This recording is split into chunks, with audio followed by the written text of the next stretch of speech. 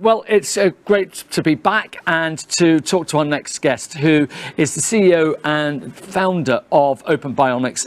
He's a big friend of ours here at Reach, of course. Joel, great to see you again. How are things? Yeah, good, thank you. Well, it's been a difficult couple of years for everybody, but yeah, we're doing really well now. I'm very pleased with how things are going. We've got some things for show and tell.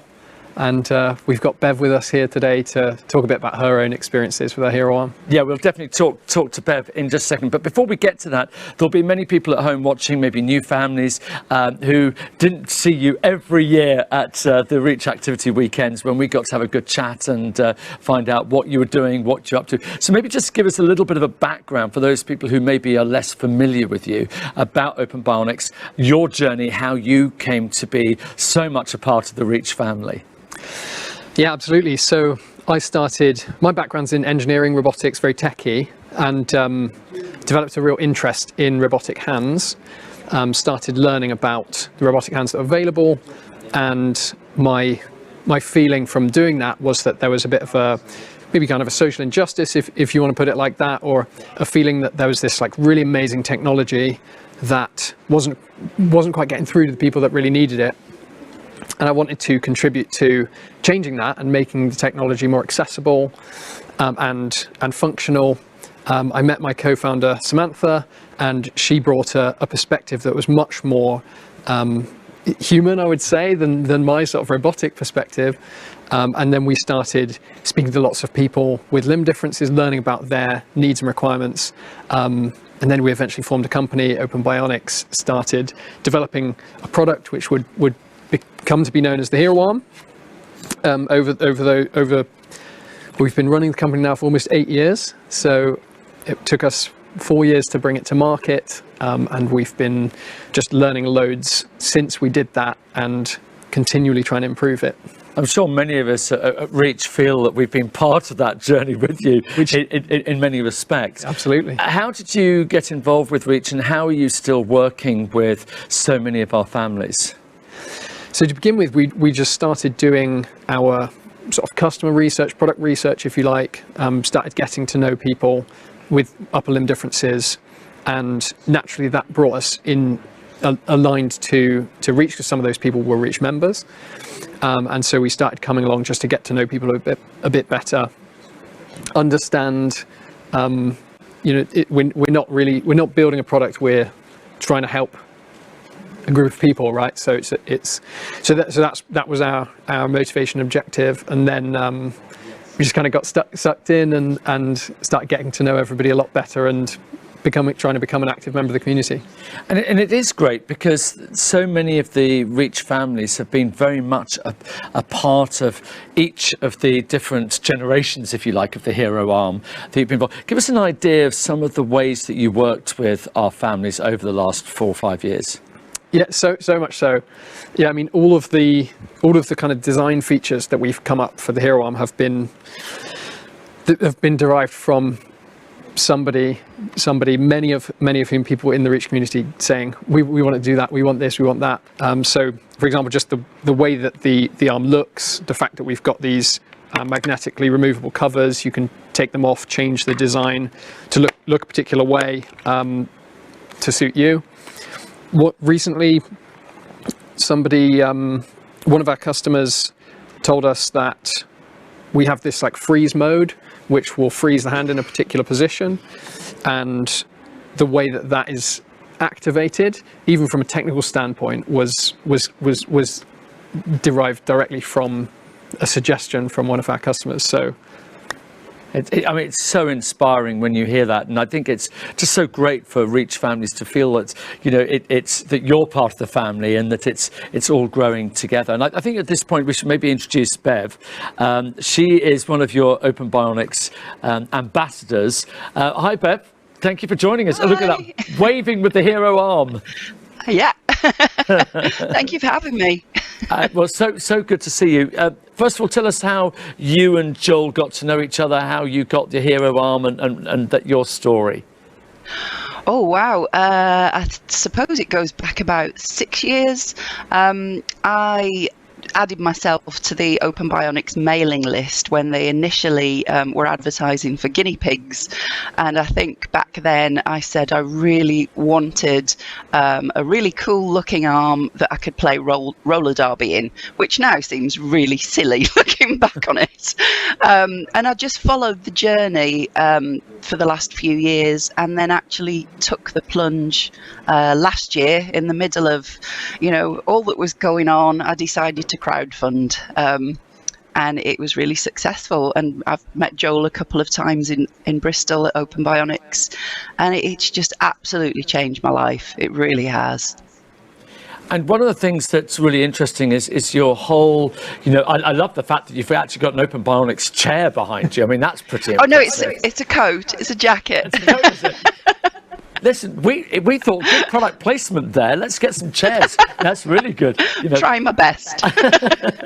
But just to digress very, very slightly before we come back to Open Bionics, I know that diversity and accessibility for everybody is something that's incredibly important to you, and you're sort of pioneering a few concepts in that line. Tell us a little bit more about that. I know there's some particular things that you're working on at the moment. At the moment, it's mainly to do with my work. I'm a program manager for a charity called the Heritage Trust Network, and we've got members all over the UK. There tend to be groups or organisations that are rescuing or restoring historic buildings, and I'm just really trying to push diversity and accessibility to all of those 500 odd members that we've got, because I think it's something that doesn't get thought about initially, especially when organisations are applying for funding. Accessibility in particular seems to be a bit of an afterthought. So that's the thing that I'm really pushing at the moment, is trying to make these organisations think about accessibility and diversity in whatever way they can. And that's so important. And again, I mean, you are such a busy lady. You've got your Limbo Foundation T-shirt on as well. I mean, you've got so many different hats that you wear. Oh, I love being busy. So tell us about the Limbo Foundation. You can't leave us in limbo. Sorry, corny gag, I'm sorry. But good one. I was introduced to Limbo, I think it was through Liz Wright, who's an Australian Paralympic swimmer, last year, just before I started crowdfunding. And she introduced me to Jane Hewitt, who's one of the trustees. And we just struck up, quite a good friendship, even that we haven't ever met in person. But Jane was the first person to donate to my crowdfunder, and she made jewellery for me to sell, to add to the funds. And I just became more and more involved with the Limbo Foundation as it went on. They're an absolutely amazing small group of people who make 3D printed cups for bike adaptations and various, different little tools for limb different children to use. So I've just been added as an ambassador, and I write their newsletter and do a little bit of the comms and just help in any way I can, really. But it's just fantastic to be part of. Well, good for you. And I just had images there. You're talking about the jewellery. I just had images on your hero arm there, adding a little bit of extra bling to the arm. I would love to do that. I don't know if anybody watching has seen Tilly Lockie, who's basically the face of Open Bionics. She's wonderful. And she's got, a jewel encrusted hero arm that just shines. It's fantastic. I'm just not quite brave enough to do that yet. Maybe next year.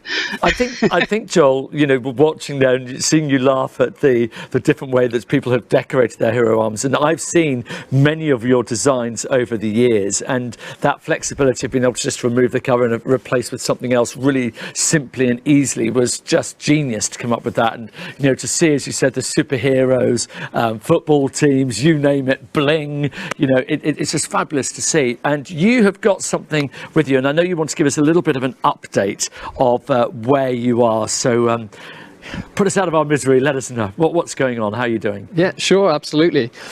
So, well, just on the covers, it's nothing completely new or out of the ordinary in the box. I've just got another hero arm, but this one does have a different cover. So this is the Vortex design.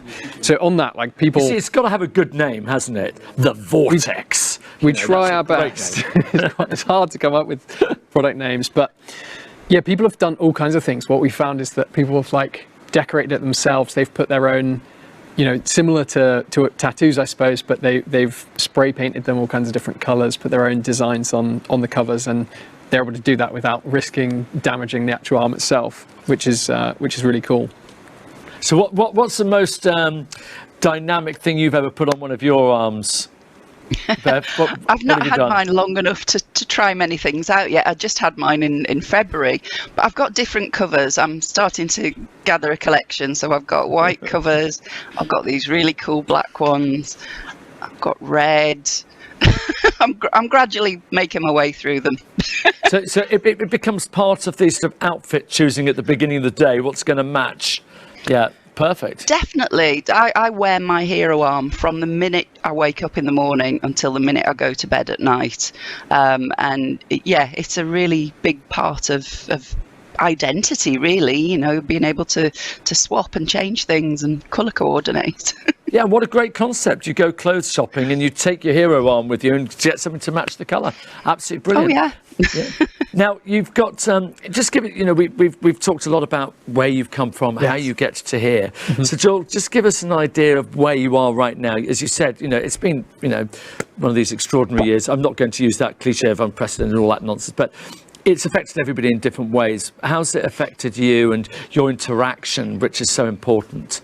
Yes, great question. Yeah, so I'll give you a bit of an update of the past year or so, and then give people a bit of a flavour for what's coming in the future as well.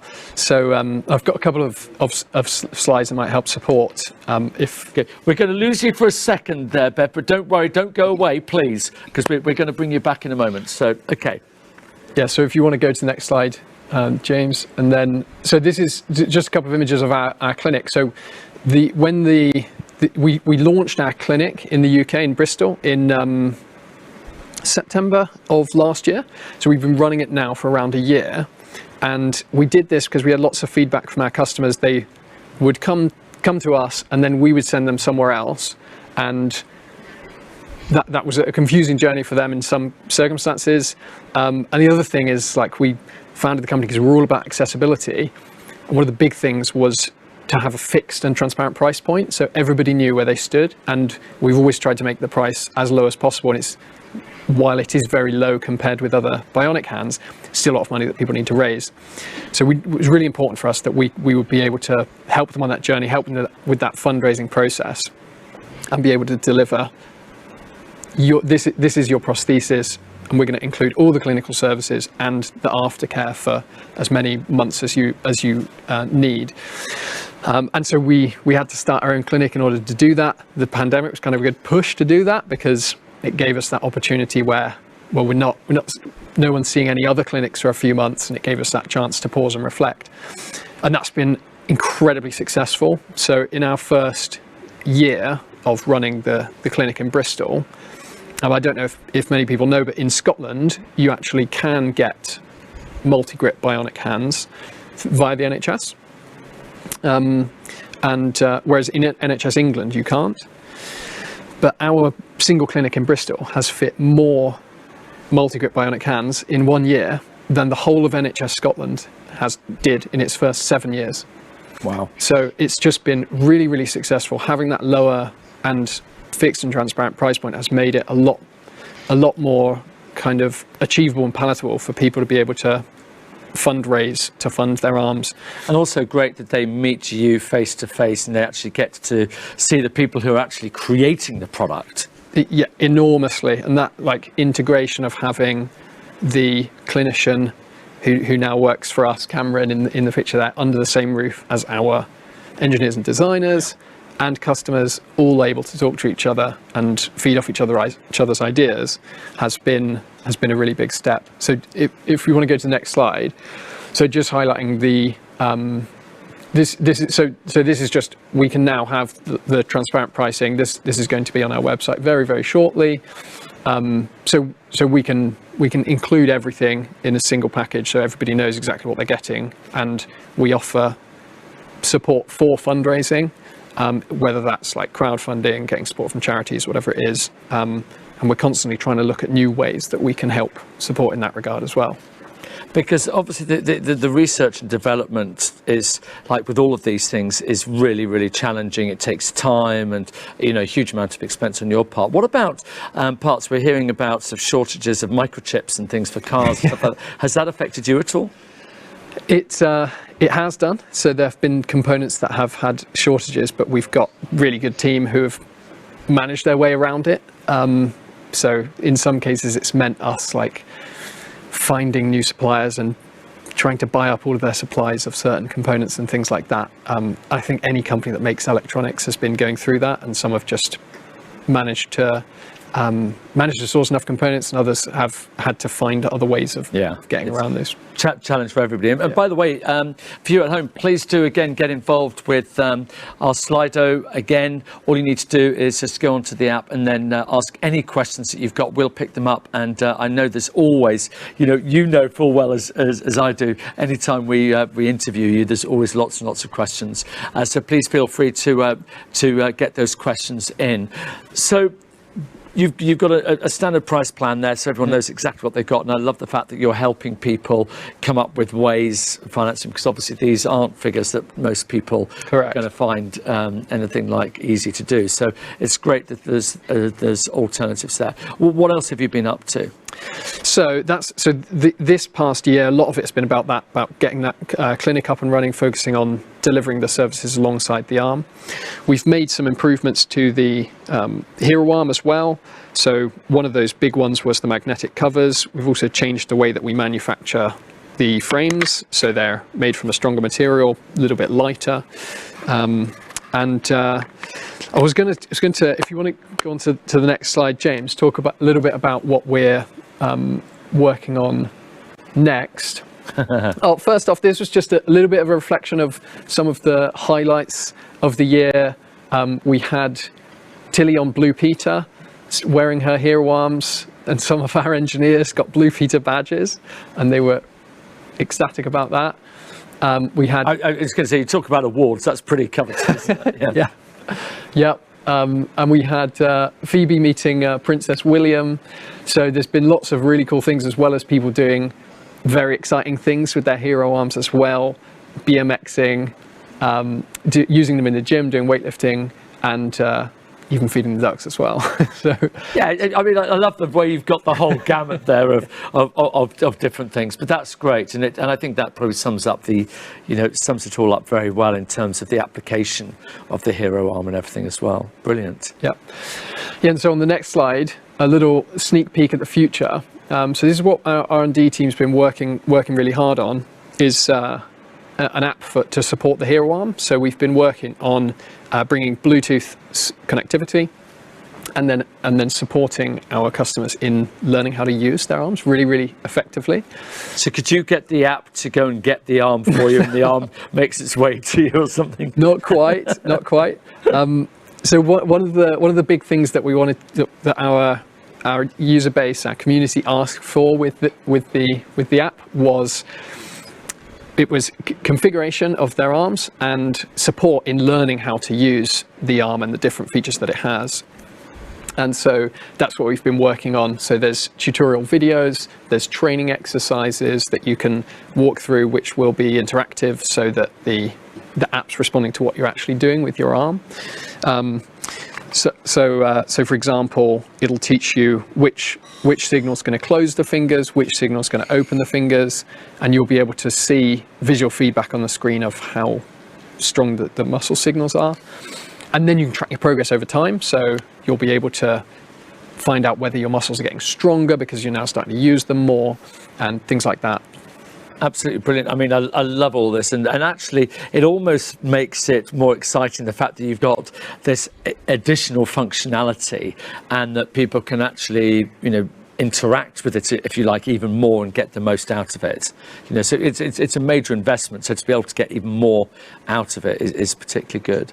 Brilliant. Yeah, absolutely. So this has been, we've been testing this with a few of our community. So it's all of the features and the decisions we made have been coming straight from them. So we're super excited to this will be coming out next year. So we're super excited to bring. I love the fact that every time we talk to you, you've got something new. We love that. That's great. So is there anything else in the pipeline? Not that I can. Not that this isn't enough, I might add. No. So this is what we're focused on at the moment. We've also been we're expanding in the US as well. So that's another area that we've been working on. But from a technical standpoint, the next thing is going to be the Bluetooth module and the app. And if you get into the US and into further countries, having that much more business, I presume actually might even help with the cost a little bit, because you can then, you've got effectively economies of scale. Exactly. Yeah, economies of scale. Economies of scale always really hard with prosthetics, because they're all bespoke and made unique to the individual. But what we've been doing over the past few years is making time savings, economic savings around that design process. So that's something that our engineers have been tinkering with, is trying to make it so that most of that is done by computers and is automated, which is a big challenge, but we've been making lots of gradual progress on that as well. One of the questions we've had come in already is about whether a support strap is needed for children with it. So at the moment, the Hero Arm as it is now is only available for people with a below elbow limb difference, and the suspension method that we use is to have the trim line extend above the epicondyles, so they need to have an elbow joint, and that's how it's suspended. So at the moment, there's no strap. It's not needed for anyone who's eligible to get one, but that would be part of a clinical evaluation. And the other aspect I think they may be thinking about is just the sheer weight for younger children, whether or not they're, because you were saying it's getting lighter all the time. Yes, yeah. So I've got a couple of the different sizes here. The black hand is the smallest one, and then the blue one's slightly larger. So what sort of age for new families? What's the sort of entry age? 8 years old. 8 years old. Yeah. I mean, obviously it depends on the individual to an extent, but that's around around the expectation. Yeah. Brilliant. And please do keep those questions coming in, because one of the things we recognise is new families are joining Reach all the time, and therefore these are questions that you might not be aware of. And you will find, of course, loads of information on the resources page on the Reach website as well. So do go there and have a chat. And of course, the family is great for sharing different ideas and things like that. Brilliant. Do we have any more slides? Or I think we've got one more. We've got one more. Just to say, I think there's just one more. So just to say, if anybody's interested in talking to us, so obviously that we've had the packages with the prices up there. Appreciate that's not really anything that we expect anyone to just be able to fund easily. So, but if anybody is interested, that shouldn't stop holding back at all. Come and speak to us, reach out to us. We're going to be there to help along that journey, discuss options that for fundraising or whatever it might be, different ways to fund a Hero Arm if that's an issue, and in terms of just evaluating clinical suitability, whether it's the right thing for somebody. We've got our clinic, and people can come along for an assessment or an experience day where they can just come and learn more about the Hero Arm, try out the sensor. Well, that's the first thing, isn't it? Just check how you feel about it. And exactly. I think we've still got Bev there. I can see her out the corner of my eye on the other screen, so I think she's still there. And Bev, obviously crowdfunding is something you know all about. Yeah, I think I became a bit of an expert on it last year. It took me 12 weeks, which I was absolutely gobsmacked about, to raise all the funds. But I think you do have to have a bit of a plan and a network, of friends and family or work colleagues, to help you spread the word. But I was just not prepared for the amount of complete strangers from across the world that wanted to help. I use social media quite a lot, so that was the main way I ran my campaign. And the support from Open Bionics was absolutely fantastic. In fact, I was so impressed with the whole journey and the ethos of the company that I became a trustee of the Open Bionics Foundation. And Joel's just mentioned about maybe having help with funding. I should say that if there are any children or any parents here that are watching that are from a black or minority ethnic background, we've got funding available. Sorry, my words are going. Funding available now to totally fund Hero Arms, and it needs to be used. So please do fill in that form on the website. And there's also more funding coming for children, adults, and young people towards Christmas. So yeah, do fill in that form, and just, you never know what might happen. Absolutely, and I think, well, you're testament to the fact that it's possible. And you know, when you look at any youngster, there's parents, there's uncles, aunties, grandparents, there's all sorts of people who, as you say, can spread the word. It's fantastic to see things, you know, moving ahead. And as a matter of interest, obviously you're helping with funding for people and so on. But what else, as an ambassador of the foundation, what sort of other things are you doing? Oh, as a trustee of the Open Bionics Foundation, I help make funding decisions. There's a panel of us that when parents apply on behalf of their children, or adults apply for funding for themselves, if they feel that they can't raise all the funds themselves, then they fill in an application, and we look at the applications and decide who we can help. I think the foundation's helped about 50 recipients so far. It's a very young charity. It's only 2 years old. So I've joined a small team of trustees, and it's just absolutely fantastic to be involved with, and to know that, you know, they helped me and, you know, get my arm, and now I can help lots of other people as well. So it's just great to be involved in. And great that someone who's been there has been through that whole process and now can help other people. We have got another question that came in, Joel, asking about how long would it take, or how long would a Hero Arm last for, let's say, an average 12-year-old? How many years use would they get out of that before it has to be replaced with a bigger one? Yeah, it's a great question. Difficult to answer. We've had some 12-year-olds for whom the Hero Arm, they've kept the same arm for like 3-4 years even. Coming up to 4 years, I should say, because it was April 2018 when we launched the Hero Arm. So there's some of our early customers around that age are still wearing the same arm. And there are others who have needed adjustments along the way, after 1 or 2 years or something like that, and we can absolutely facilitate that. So when you get a Hero Arm, we offer a service package called Hero Care, and that's measured in the number of months, and you can sort of continue paying that indefinitely if you want to, and it covers the cost of upgrades and changes to like limb volume and things like that. So the idea is that you would never be hit with that giant bill again, and it would be much more manageable going forwards. But yes, so in terms of exact length of time, you could, for somebody who's about 12 years old, you certainly expect the arm that they get at that age to last a couple of years with the fit, and then at that point you would need to replace the entire arm, but you might need to have another clinical assessment, find out if the child's grown, and see if they need to have an adjustment to give it a little bit more room. And actually, one of our viewers who's asked a couple of questions, Ellie May, who's I think she's about 8 years old, and you can understand with all the tech in there, she's saying, is it robotic? Yeah. You know, can it do stuff by itself? You know? Yes, it is robotic. Well, I suppose what she means by, if she's saying can it do stuff by itself, that's a very sort of technical definition of the word robotic. So it shouldn't do anything of its own accord. And show us that again, Bev. I just love this.